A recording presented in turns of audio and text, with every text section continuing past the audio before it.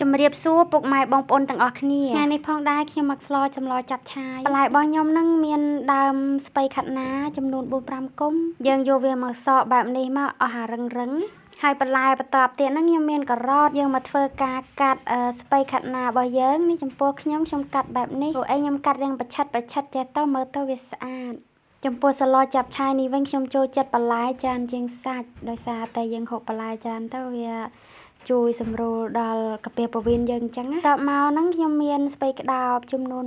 1ហើយខ្ញុំពុះវាទាំងអស់ហ្នឹងស្ពៃក្តោបហ្នឹងដោយសារតែស្ពៃក្តោបក៏ឆ្ងាញ់មួយយ៉ាងដែរដាក់ក្នុងសម្លចាប់ឆាយរបស់យើងហ្នឹងធ្វើឲ្យទឹកសម្លហ្នឹងវាមានរសជាតិផ្អែមហ្នឹងឯងបងប្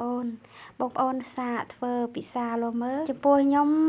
ឲ្យតែនឹកចង់ហូបរៀងសុបអញ្ចឹងដឹងតែនឹកឃើញសឡចាប់ឆាយមិនគេហើយដោយសារតែវាមានជាតិបន្លែច្រើនហើយនឹងមានជាតិសាច់ហើយយើងស្លម្ដងហ្នឹងគឺអាចហូបបានច្រើនថ្ងៃខ្ញុំអត់តលន់ទេបងប្អូនសឡចាប់ឆាយហើយខ្ញុំក៏បានបន្ថែមស្ពៃបូកគោចំនួន1មើមទៀតដែរបងប្អូននេះសម្លចាប់ឆាយខ្ញុំថ្ងៃនេះគឺថាបន្លែច្រើនមែនទេសឹងថាមួយឆ្នាំគឺសិតតែបន្លែទាំងអស់ប៉ុន្តែសឡចាប់ឆាយខ្ញុំក៏រហូបជាមួយបាយដែរគឺខ្ញុំដុសតលេហូបលេងបងប្អូនអ្នកផ្ទះខ្ញុំក៏ដូចគ្នាដែរឲ្យតែសឡចាប់ឆាយម្ដងដឹងតែពួកគាត់អត់សូវជាភាសាបាយម៉ានទេហើយបន្ទាប់មកទៀតហ្នឹងខ្ញុំក៏មាននេះស្បែកជ្រូកបងប្អូនថ្ងៃនេះខ្ញុំដើរផ្សារចេះតែភ្លេចថាមិនដឹងជាទិញអីខ្ញុំភ្លេចផ្សិតតិចកដោហើយនឹងពពុះសដែងបើសិនជាបងប្អូនមានអាចដាក់បានចំពោះខ្ញុំភ្លេចបារហើយនេះមិនដឹងថាអារម្មណ៍ហ្នឹងតណាទេបងប្អូនពេលដែលដើរម្ដងគឺអត់ដឹងថាខ្លួនឯងទិញអីត្រូវការអីទេស្បែកជ្រូកនេះគឺខ្ញុំដាក់រៀងច្រើនបន្តិចដោយសារតែខ្ញុំចូលចិត្តខ្លាំងមែនទែនដល់ពេលដែលស្លហើយហ្នឹងគឺវាមានរសជាតិទុនហើយបន្ទាប់មកហ្នឹងគឺយើងបកនៅខ្ទឹមសខ្ទឹមក្រហមខ្ទឹមសខ្ទឹមក្រហមយើងដាក់កាន់តែច្រើនកាន់តែឈ្ងុយមានអីច្រើនទេបងប្អូនអើយខ្ញុំនៅរៀងស្រុកស្រែដែរអញ្ចឹងទៅបន្លែប្លុកក៏ដូចជាត្រីសាច់អីផ្សេងគឺរៀងពិបាកទិញដែរបើសិនជាបានឡើងទៅផ្សារធំយើងមានជំរើសច្រើនយើងទិញអានេះទិញអានោះអីចឹងណាឲ្យគ្រប់គ្រឿងប៉ុន្តែដល់ខ្ញុំនៅរៀងឆ្ងាយពីក្រុងដែរអញ្ចឹងទៅរៀងពិបាករកបន្លែប្លុកបន្ទាប់មកហ្នឹងខ្ញុំក៏បានចិញ្ច្រាំនៅខ្ទឹមនេះខ្ទឹមសខ្ទឹមក្រហមចិញ្ច្រាំចូលគ្នាដាក់បំពងទាំងអស់គ្នាអញ្ចឹងវាឈ្ងុយហើយទឹកស្លរបស់យើងផ្អែមទៀតឥឡូវយើងមកធ្វើការហាន់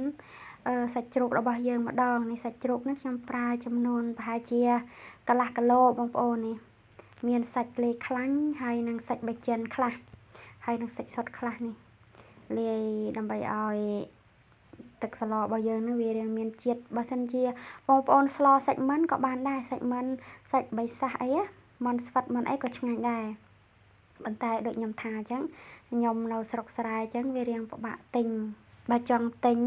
គ្រឿងក្រូវឲ្យគ្រប់តើណាឡើងទៅផ្សារបាត់ដំបងផ្សារខ្វែងផ្សារអីអញ្ចឹងណាបន្ទាប់ពីខ្ញុំរៀបចំគ្រឿងផ្សំហើយនឹងបន្លែផ្សេងដូចរត់ឲ្យហើយខ្ញុំក៏បានយកបន្លែទាំងអស់ហ្នឹងមកលាងទឹកហើយដាក់វាសម្រស់ទៅម្លែកនឹងឯងដើម្បីយើងយកទៅធ្វើនេះឃើញបងប្អូនកាន់តែបន្លែគឺមួយថាសបដ ாய் នេះមួយថាសធំមួយថាសយើងប្រកេនលោកមួយថាសធំបដ ாய் ប៉ុន្តែបន្លែអស់នេះដល់ពេលដែលយើងយកវាទៅស្លគឺវាស្វិតបងប្អូនវាស្វិតហើយมันជាឃើញច្រើនពោពាសចេះទេនេះបន្ទាប់ពីវាត្រូវភ្លើងត្រូវអីទៅវារៀងរៀបវារៀងសពើបអញ្ចឹងទៅអត់សូវជាច្រើនណាស់ណាទេបន្ទាប់ពីលាងបន្លែអីរួចខ្ញុំមកដាក់ឆ្នាំងឲ្យក្តៅហើយចាក់ខ្លាញ់ហើយបន្ទាប់មកក៏ចាក់នៅខ្ទឹមសខ្ទឹមក្រហមយើងដាក់ស្ករ2ស្លាបព្រាប្រដោយសារតែខ្ញុំឡច្រើនអញ្ចឹងខ្ញុំដាក់ស្កររៀងច្រើនអញ្ចឹងណាហើយបន្ទាប់មកដាក់ប៊ីចេង1ស្លាបព្រានេះកូរឲ្យរៀងក្រហមបន្តិចទៅខ្ញុំចាក់ទឹកត្រីដាក់ទឹកស៊ីអ៊ីវនឹងអាចតែប៉ុណ្្នឹងទៅរសជាតិឆ្ងាញ់យកតាណាមិនអស់បងប្អូនហើយក៏ខ្ញុំបន្ថែមនៅកំពឹសក្រៀមបន្តិចដែរដើម្បីឲ្យទឹកស្លរបស់យើងនេះវាឈ្ងុយនឹងឯងបងប្អូនហើយបន្ទាប់មកទៀតក៏ចាក់នៅសាច់ជ្រូកនេះសម្លចាប់ឆាយมันពិបាកស្លទេបងប្អូនងាយស្រួលឲ្យតែយើងចេះឆាស្តៀងតែឆាដែរហ្នឹងហើយស្បែកជ្រូកយើងយកទៅត្រាំទឹកឲ្យវារៀងរីកសិនណាបន្ទាប់មកទៀតចាំយើងយកមក កូរជាមួយសាច់ជ្រូកបែបនេះដើម្បីឲ្យវាទន់ហើយឲ្យវាឈ្ងុយផងហើយខ្ញុំកូររៀងថាក្រៀមបន្តិចមកខ្ញុំក៏បានដាក់បន្លែនេះបងប្អូនបន្លែនេះគឺខ្ញុំដាក់តែពាក់កណ្ដាលសិនទេបងប្អូនដោយសារតែបន្លែហ្នឹងបើខ្ញុំដាក់ច្រើនគឺកូរអត់កើតបដ ாய் នឹងឯងបងប្អូនហើយវីដេអូរបស់ខ្ញុំហ្នឹងមានតែប៉ុណ្្នឹងឯងបងប្អូនអើយដោយសារតែយប់ហើយហ្នឹងខ្ញុំក៏អស់កាសដល់ពេលអស់កាសអញ្ចឹងទៅខ្ញុំក៏ដួសហូបអស់ទៅក៏មិនបានថតជូនបងប្អូនទស្សនានឹងឯងសង្ឃឹមថាបងប្អូនមើលហើយកុំថាអីថាវ៉ាន់ដោយសារតែ